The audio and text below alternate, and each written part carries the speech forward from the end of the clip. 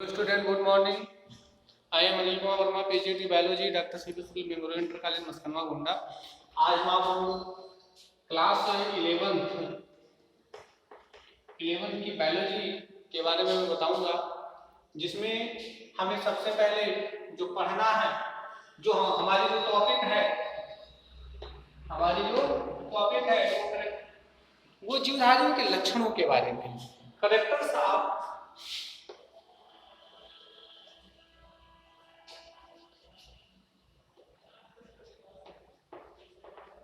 characteristic of living beings।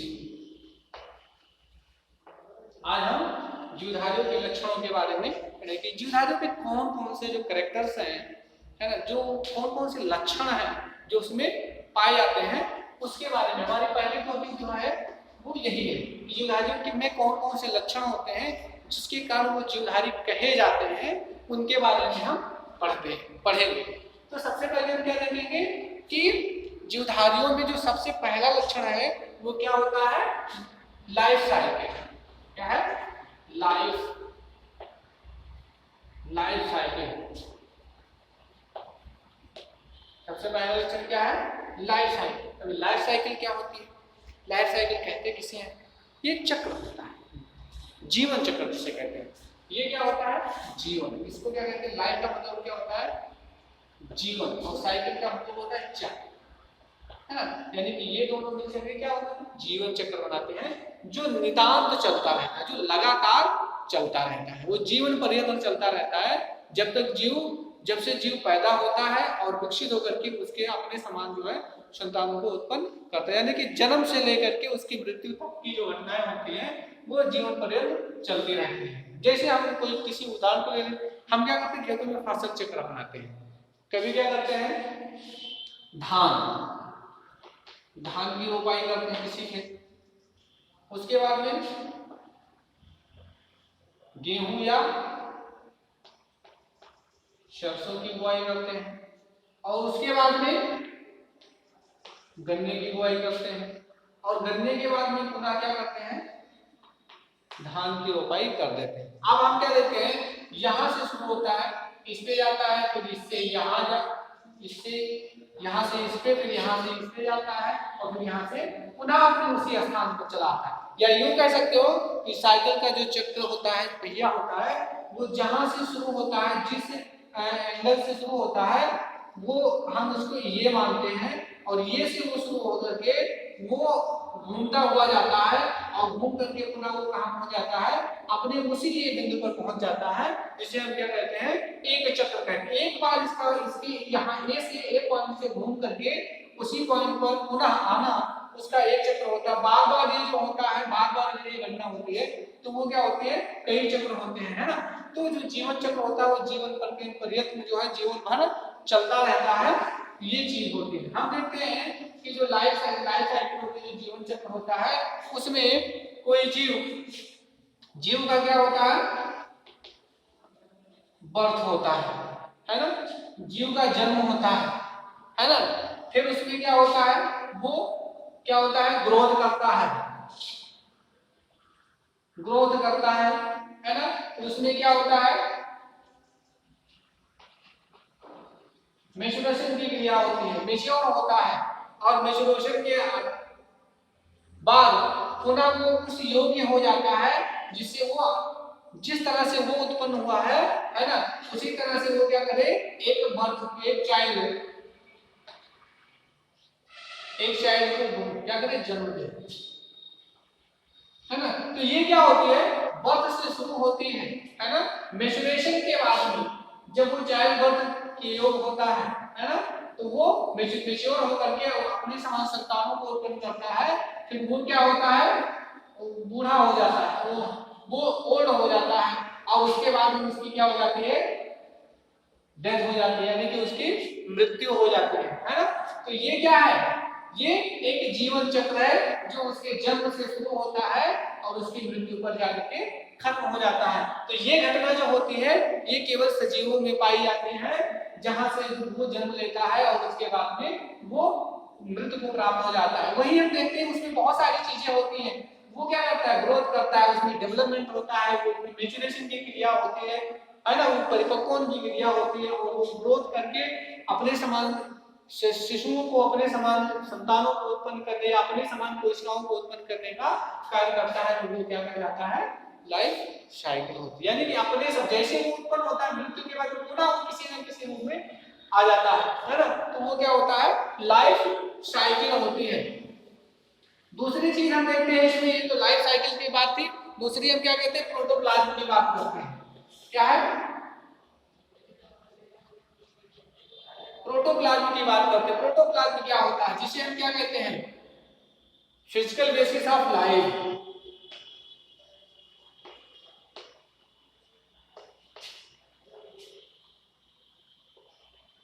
Physical basis of life, जीवन का भौतिक आधार जिसे हम कहते हैं, वो प्रोटोप्लाज्म होता है।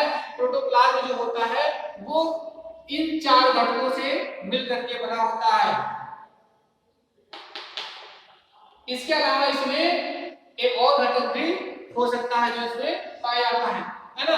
तो प्रोटोप्लाज्म इन 4 घटकों से मिलकर के बना होता है, और ये कह सकते हो कि ये जीवन का भौतिक आधार होता है, जिसमें ये जो क्या कहते हैं, ऑर्गेनिक और इनऑर्गेनिक, कार्बनिक और अकार्बनिक पदार्थों के निर्माण में भाग लेता है। कार्बनिक और अकार्बनिक पदार्थ इसमें पाए जाते हैं, लेकिन इनका मुख्य तत्व होता है कार्बन, हाइड्रोजन, ऑक्सीजन, नाइट्रोजन और फास्फोरस होता है, जो इसमें प्रोटोप्लाज्म के उस निर्माण में पार्टिसिपेट करता है। वही हम देखते हैं कोशिका की संरचना, सेल स्ट्रक्चर, ये भी क्या है, लिविंग बीइंग्स के बारे में है। सेल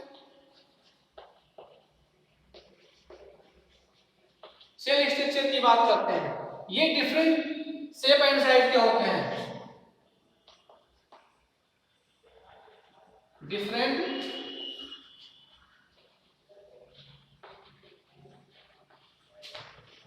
शेप और साइज के होते हैं, मतलब ये अलग अलग प्रकार कोशिकाएं जो होती हैं वो भिन्न भिन्न आकार और प्रकार की होती है ना। कोशिकाएं जो होती है भिन्न भिन्न प्रकार की होती है, कोई शर्कीलाकार होता है, कोई गोलाकार होता है, कोई घनाकार, मतलब अलग अलग प्रकार से ये जो है पाई जाती है। वैसे अगर देखा जाए तो कोशिका की संरचना जो है ना, वो कई तरह प्रकार से होता है। अब कोशिकाएं जो होती है वो 2 प्रकार की होती है, एक क्या होती है, प्रो होती है, और दूसरा जीव होती है ना।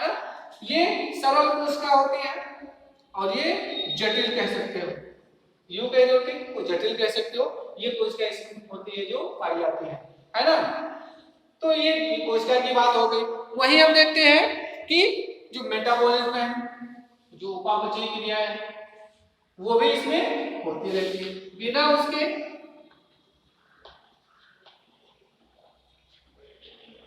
ये जो जीवन है वो सुचारू रूप से चल नहीं सकता है, बिना इसके जो है वो जीवन आगे बढ़ नहीं सकता, क्योंकि इसके द्वारा जो आहार होते हैं या जो क्रिया, जो शरीर के अंदर की अंगों के अंदर की जो घटनाएं होती हैं, वो इसी के द्वारा जो बैलेंस की जाती हैं और सुचारू रूप से चलाई जाती हैं।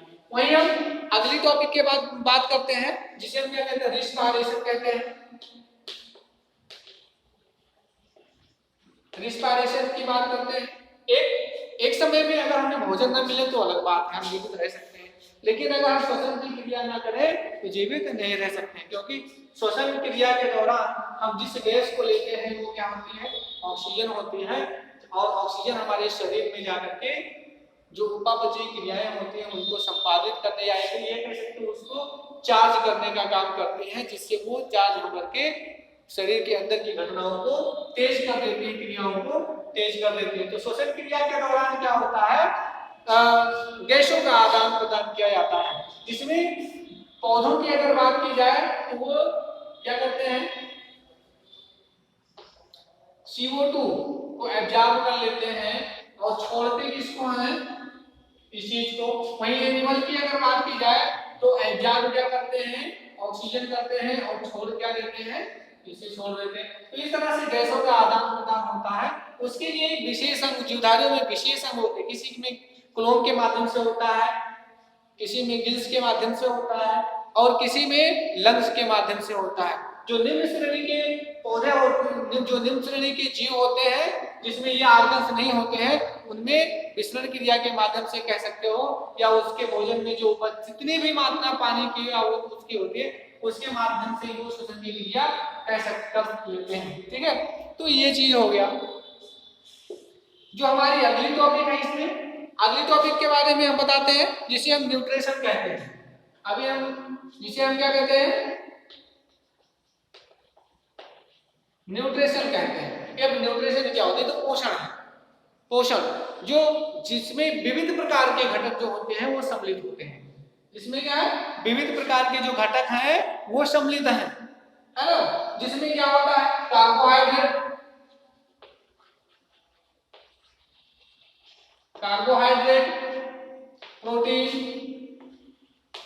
प्रोटीन, विटामिन, है ना, विटामिन और तमाम प्रकार के जो कार्बनिक, ऑर्गेनिक और इनऑर्गेनिक मटेरियल होते हैं वो इसमें सम्मिलित होते हैं। साथ ही जो न्यूक्लिक एसिड होता है वो भी इसमें पाया जाता है, न्यूट्रिशन के अंतर्गत आता है। अब हम देखते हैं कि न्यूट्रिशन जो होता है जीवधारियों में दो प्रकार से होता है। जीवधारियों में कितने प्रकार से होता है, दो प्रकार से होता है। नंबर एक होता है ऑटोट्रॉफिक होता है, और दूसरा जो होता है हेटरोट्रॉफिक। इसे हम क्या कहते हैं, स्वपोषी पोषण कहते हैं। और ये क्या होता है, परपोषी पोषण होता है।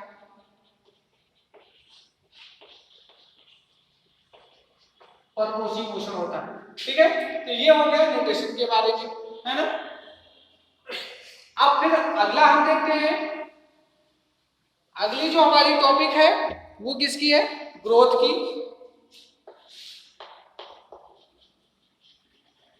जब कोई जीव न्यूट्रिशन को प्राप्त करता है, पोषण को प्राप्त करता है ना, तो उसमें ग्रोथ होता है। अगर उसे न्यूट्रिशन संतुलित भोजन नहीं मिल पाता है ना, तो उसका ग्रोथ नहीं हो सकता है, वो डेवलप नहीं कर सकता है, वो वृद्धि नहीं कर सकता है ना। तो सबसे जरूरी क्या है, सबसे मस्त क्या है, न्यूट्रिशन उसको मिलना चाहिए, पोषण उसको मिलना चाहिए, ताकि उसका जो विकास, उसकी वृद्धि और विकास निरंतर जो है चलती रहे, है ना।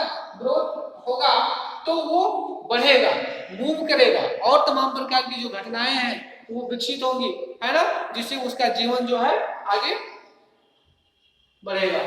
अगला जो है जिसे हम क्या कहते हैं, रिप्रोडक्शन की बात करते हैं।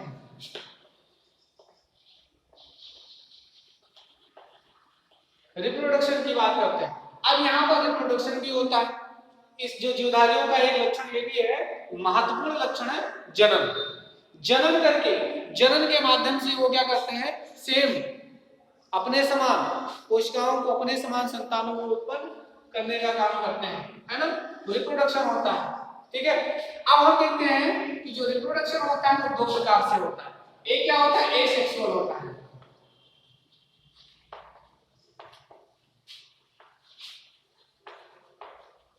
एसेक्सुअल होता है, और दूसरा जो होता है वो सेक्सुअल होता है।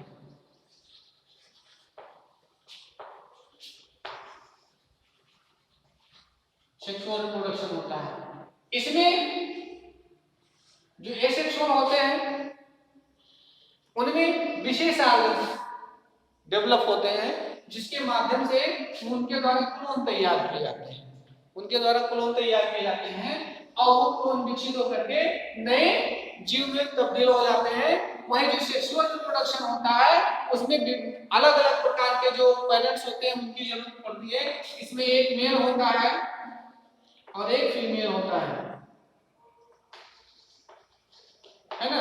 ये मेल गैमीट होते हैं जिसे हम स्पर्म कहते हैं, या पोलन ग्रेन,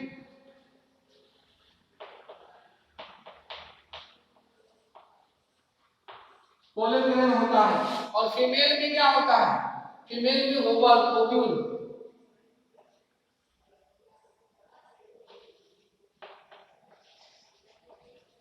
ओव्यूल होते हैं, है ना। फीमेल में ओव्यूल होते हैं जो पाए जाते हैं। अब ये चाहे स्पर्म हो ओव्यूल से, है ना, ओव्यूल और एग, है ना, स्पर्म एग से और जो पोलन ग्रेन है वो ओव्यूल से, अंडाणु से जाकर के क्या करता है, उसको फर्टिलाइज कर देता है, निषेचित कर देता है, जिससे उसमें जो है एक द्विगुणित कोशिका का निर्माण होता है और द्विगुणित कोशिका में मेयोसिस के माध्यम से एक नई कोशिका का जन्म होता है और वो नई कोशिका ग्रोथ करके एक नए पादप को, एक नए जीव को जन्म देती है। ये क्या है, ये रिप्रोडक्शन की बात है ना, ये आपका रिप्रोडक्शन है। वही हम क्या करते हैं, अगला जो टॉपिक है जीवधारियों के जीवधारियों में महत्वपूर्ण लक्षण जो है वो अगला क्या है, मूवमेंट। मूवमेंट की बात है, मूवमेंट की बात है ना, इसकी बात है मूवमेंट, गति।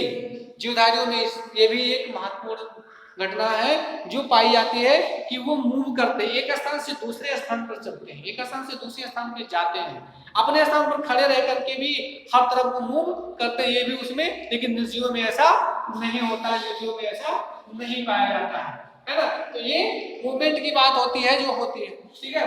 तो ये चीज आपका है कैरेक्टरिस्टिक ऑफ लिविंग बीइंग्स की बात करते हैं, ये आपकी टॉपिक जो है ये यहाँ पर समाप्त होती है, ठीक है। अब हम देखते हैं इसके आगे हम आपको अगली टॉपिक बताएंगे, ठीक है।